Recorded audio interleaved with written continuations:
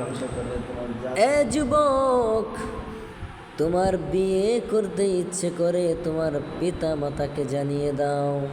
আমার তোমার পিতা মাতাকে বলো, বাবা আমি বিয়ে করব, আমার বিয়ের বয়স হয়েছে, আমাকে বিয়ে দিয়ে দাও বাবা, আমি আর বউ ছাড়া থাকতে পারবো না। আমার বন্ধু তামিম 2টা বিয়ে করলো, আমি কেন বাদ পড়ে আছি, একটা বিয়ে দিয়ে দাও রে বাবা।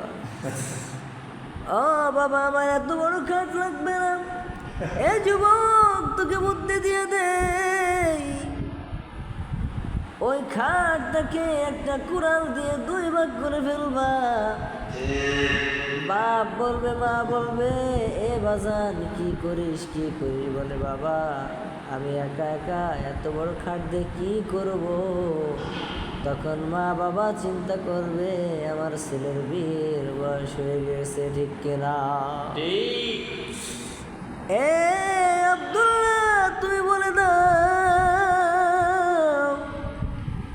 বিয়ের বয়স হয়ে গেছে, খাট কাটার কোনো দরকার নাই, আবার তো মেরামত করা লাগবে।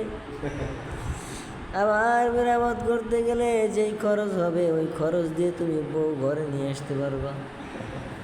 অতএব তোমার খাট কাটার দরকার নাই, তুমি বিয়ে করে ফেলো, তাড়াতাড়ি বিয়ে করে ফেলো, মেয়ে দেখা শুরু করে দাও। কেমন মেয়ে দেখবা?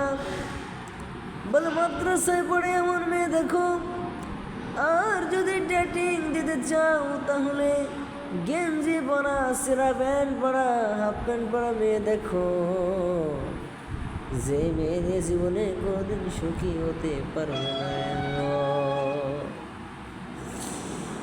এই যে দেখো স্যার বিয়ে করেছে, কত কষ্ট নিয়েছে, কোনোদিন মসজিদে সে ঘুমায় নাই, বউ বাবার বাড়িতে গেছে, তাই মসজিদে সে ঘুমায় রয়েছে, মনের কষ্ট নিয়ে, দুঃখ নিয়ে রে বাবা। এত দুঃখ সহ্য হয় না, কলেজাটা পেটে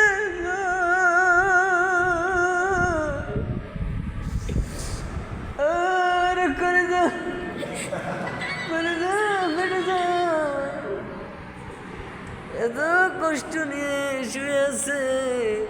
বলে হুজুর বউর বাড়ি নাই, কিছুই ভালো লাগে না, মসজিদে চলেন ঘুমায় থাকি।